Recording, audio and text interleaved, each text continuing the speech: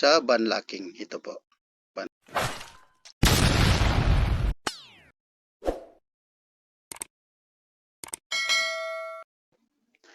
So guys, welcome again sa aking channel. Mag-banlocking po tayo ulit guys. Siguro mga pangatlo naman siguro ito na video ko o pang-apat. Pero ito po guys ay para po doon sa hindi pa masyado nakakaintindi kung para saan po ba ang itong banlocking. Bakit kailangan pa natin mag-banlocking. So, yun po ang i-share ko sa inyo guys. Para po, alam kong marami nang nakakaalam dito. Kasi inaamin ko hindi po ako perfecto guys.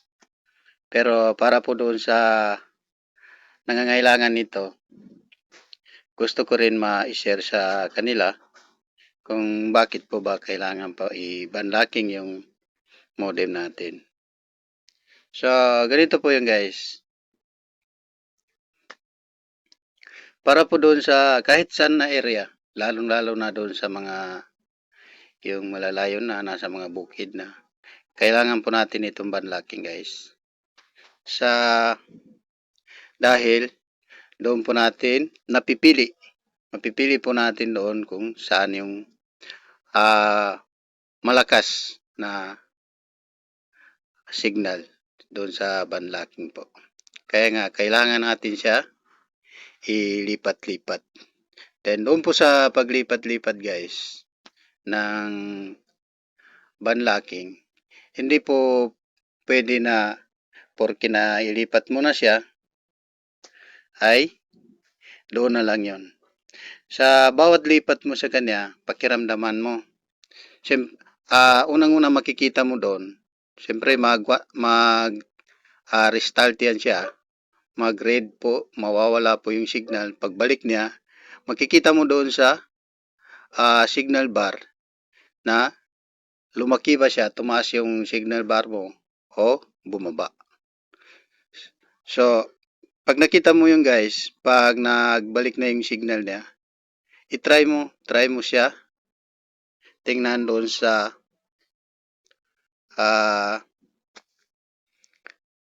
kahit mag-YouTube ka lang, mag-open ka ng YouTube kasi kapag malakas yung signal, o-open talaga yan ng automatic yung YouTube. O di kaya, kung ano ang alam mo na makuha mo yung signal, kung malakas na ba o ano ba, kung alam mo paano mag-speed test, pwede na rin naman. Mas maganda kung i-speed test mo sa tingnan. So, tayo na guys. Open ko muna itong modem. So, yan po guys ang modem natin na i-banlocking natin ngayon. Yan po siya. Then, punta lang po tayo sa kailangan naka-connect po kayo guys. O nga pala, ito. Kapag nag-banlocking po kayo para po doon sa mga baguhan, kailangan connected po kayo doon sa mismong modem at kailangan din may load kayo. Ito, ganito sa akin, itong connected. Itong 911 ang last. Yan po. Then, pagka connected na po kayo, punta lang po tayo dito sa Chrome. Type po natin na ito. 192. Yan po siya. 192.168.1. 254.254. Yan po siya. Then, go. Yan. So, ayan po siya guys ang dashboard nitong modem na ito. Kasi nabili ko lang ito siya sa Shopee guys. Itong kung bakit na green o yellow-green yung dashboard niya. Dahil po ito guys sa yung software na ginamit sa kanya pag open line. Ayan. Ay isa pa nga pala guys. Kapag hindi open line yung modem mo, ganito, sa nakikita niyo dito sa video, kapag hindi po siya open line, hindi po kayo maka-banlocking.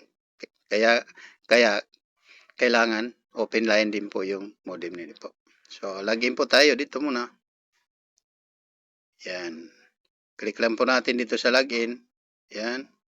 Then, Ito sa akin guys, na iba rin ng username at saka password niya. Dahil din po ito sa yung software na ginamit sa kanya pag open line. Pero ang default dito guys, ang username niya ay user, then yung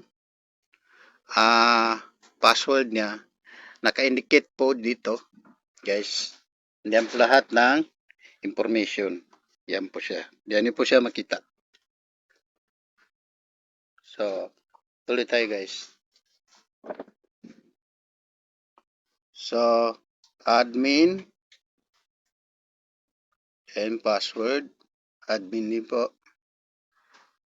Then, click natin. Go. Siya guys. So, dito na po ako guys sa kanyang admin. Pasok na po ko. So, ito po guys. Makikita po natin dito yung signal bar niya. Yan po. 4 bar po siya. Dito sa admin niya. And then, makikita rin natin doon sa video. Doon sa mismo modem na 4 bar talaga siya. Then, para banlocking po tayo, dito po tayo pupunta. Dito sa device setting. Yan po. Yan. And then, dito sa advanced setting. Yan po siya guys. So, advanced setting. Then, sunod, dito sa banlocking. Ito po. And then, pagka na-click nyo ito, banlocking, dito na po tayo sa taas. Yan po siya. Yan po yung banlocking. Ito po yung ilipat-lipat natin guys. Itong, tingnan niyo yung sa akin, naka-banlocking ako sa ban 28. Then, click lang po natin ito. Halimbawa, lilipat tayo dito sa 40. Ban 40. Yan po. Yan. Click lang natin. Then, apply. So, yan guys. Makikita natin dito. I-okay natin ito. Okay. Then, makikita natin dito sa nag-grade. Diba? Oh. Nag-grade siya. So, hindi pa rin. Oh, yan. Lumit yung signal bar. Yan po yung sinasabi ko kanina guys. Na-observean niyo. Then, pagka abot nyo dito, balik siya sa 4 bar. Pag abot nyo dito guys, so, pakiramdaman ninyo. I-test speed nyo kung alam nyo para mag-test speed, mag-speed test. Sorry, nabaliktad. And, ang pinaka basic na gawin nyo guys ay punta lang po kayo sa YouTube. Tingnan nyo, bisitahin niyo yung YouTube nyo kung malakas ba ang video nyo. Yan. Bumalik kasi siya sa yan. Yan. Then, balik tayo. Ito. Kapag hindi kayo satisfied doon, ilipat nyo pa ito guys hanggang sa mahanap nyo kung saan kayo ma-satisfy. Punta tayo sa 41. Ban 41. Yan o. Punta tayo dyan. And apply. Makikita natin, nag-grade siya. Then,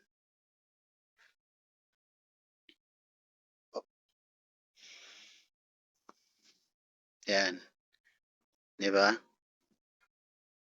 Tumaas ng 1 bar. Bali, 2 bar na po siya. Balik siya sa 1 bar. Yan. Ganyan po guys, pag banlocking. Gamit na gamit po ito guys, lalong-lalo na sa mga bukid. Yung mga bukid na halos yung pang-text mo, ay hanapin mo pa kung saan area ka makahanap ng may signal para mai-send ang text mo. Ganun po siya guys, ganda itong banlocking. So yan po. Pero kung halimbawa yung area niyo, may mobile booster signal, mahirapan kayo guys. Kahit anong lipat niyo, makikita niyo na tumaas na yung bar ng signal niyo. Pero pagdating doon sa video niyo, pag tinitest niyo yung video niyo, sa YouTube, maglo-loading siya guys. Kasi dahil doon sa booster. Mahirap po kasi kapag lugar niyo sa isang barangay mayroon diyan naka-booster mga 2 o 3. Yan, masisira na talaga ang signal guys. Humihina po talaga yan siya. So, balik tayo guys sa band 28. Tingnan natin. Yan. Apply. Yan. Ayun.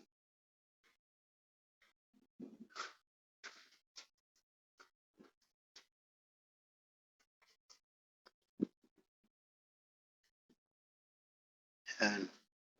Bumalik po siya sa 4 bar guys. Yan po. Kaya nga, diyan po ako nag-standby guys sa band 28. Kasi po, diyan po malakas ang signal. Mag-upload ako ng video. Madali lang. Yung tag 20 minutes na video ko, madali lang ma-upload. Kasi malakas po siya. Yan po. Tingnan natin dito sa aking YouTube.